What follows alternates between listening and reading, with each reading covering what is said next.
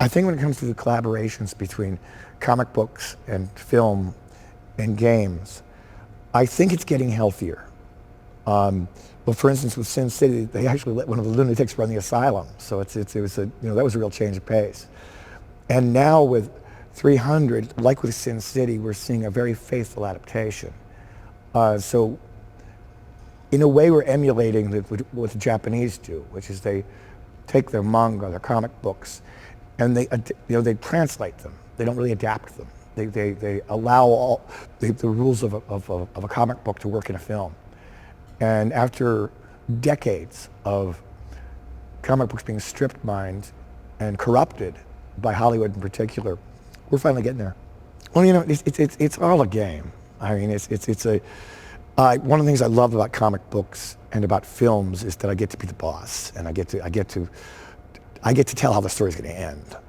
Games offer up a participatory thing that I've never encountered before, but it's all the same logic. Robert Rodriguez on the Sin City set taught me an important lesson, that all these media play by the same rules. It's just a matter of learning those rules and learning how to use them. That you can take a talent from one field to another, sometimes seamlessly.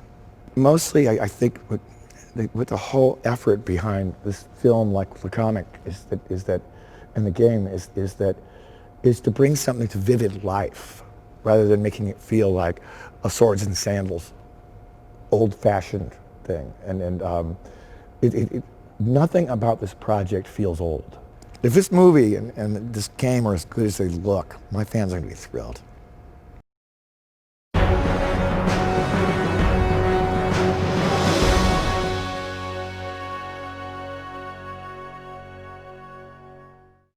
I have to believe that Leonidas is one of the most brilliant military minds that we've ever seen. That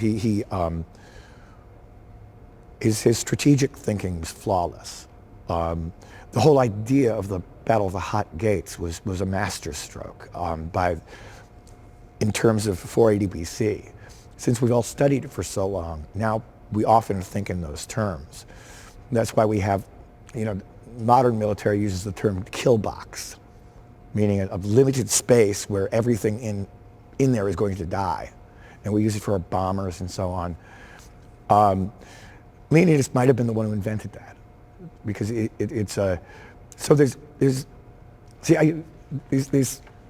stories are always very emotional, but I love a story that also involves a fine intellect. Telling the story of Hannibal or Alexander, done right, you're not just talking about a story of revenge or some such. You're talking about genius at work, and so it's. I guess I'd say don't think so much Conan as Amadeus, because you're watching a brain at work. And I think that for a game, that would probably be the biggest factor. I love the fact that Dilios has been accepted as the storyteller of the Hot Gates. He's a character I made up because I wanted to have a storyteller. The Greeks have such beautiful oral history. I mean, Homer never wrote a word. He just said it. And other people wrote it down later.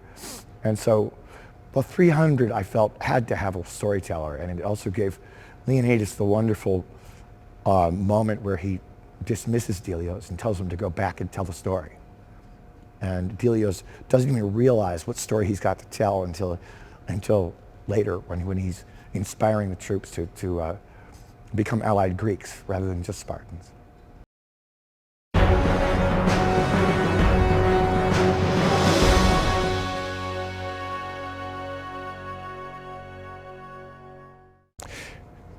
I'd like to give the game player a working sense of how a phalanx works, because people have such an image of ancient battle as being complete chaos, with the lone warrior with his sword just slashing in every different direction. Phalanx combat was as regimented and chaotic as modern warfare. If you picture a train wreck, that's what two phalanxes colliding into each other were. Often it was a matter of one side simply shoving the other one over and then spearing them to death on the ground. And, and when it was Greek to Greek battles, often it was just one side would collapse and they'd just go home. Say, okay, this farmland is yours. When it came to fighting the Persians, it was a much less organized enemy up against the machine that was the 300 Spartans. So it really was a study in warfare from different eras. In the course of phalanx combat, as orderly as it is coming in, complete chaos did ensue as weapons broke, as soldiers couldn't hear each other, especially if it was raining or sleeting. And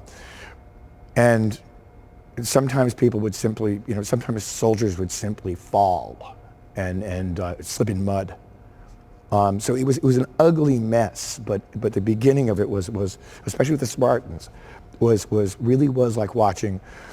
I'm sure it was very much like watching a single creature approach, made of shields and spears. The soldiers, the Spartans, were responsible for each other in that they only covered 2/3 of their own body and 1/3 of the man next to them with the shields, and so they could never break the phalanx, because if it broke, it would shatter. That's how good these guys were. The Spartans fought very much the same way that other Greeks did. They just did it better. But the Athenians were brilliant warriors. But it was essentially the same idea, the same phalanx. Until the time of Alexander, it was a rectangular phalanx that with short spears.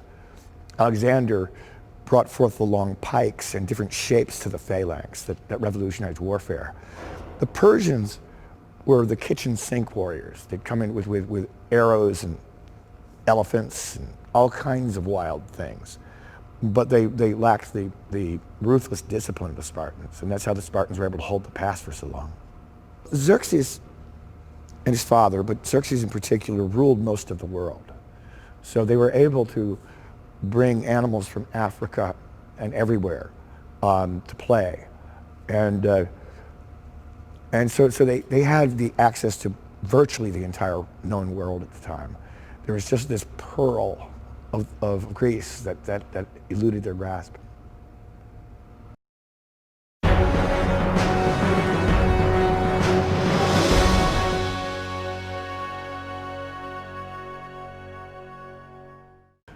The weaponry of Spartans is amazingly simple. They disdained arrows generally. They thought that you should always stare a man in the eye when you kill him. What a citizen soldier would do, this is true of the Athenians. For instance, if an Athenian was called to battle, he'd simply grab his shield and grab his spear and sling his sword on and then go to battle. And that's essentially what the Spartan panoply was, is that the spear had two ends to it. One was the main stabbing part, and the butt end also could act as a cudgel and could also stab. They only went to their swords when their spear was shattered. But beyond that, they really didn't bring weapons. The reason for the red capes, just like the dreadlocks, was to intimidate the opponents. Because any soldier who would go into ancient battle wearing a cape was saying that he was so formidable that he didn't care if you grabbed his cape, he'd kill you. And the same with the long hair that the Spartans were so proud of. That they would groom endlessly. When the Persians first show up, the Spartans ignored them and just kept working on their hair. And because back then the notion of having long hair was crazy in battle, because it gave somebody something to grab. But the Spartans were so formidable and so intimidating that they actually deliberately gave themselves these accoutrements to scare the crap out of the opponents. The shield was really the symbol of the Spartan soldier, and it was a bronze with wood inside, and you'll see an inverted V on the front of the shield. That actually is a Greek L, and it stands for Laconia, which is the section of Greece that Sparta's from.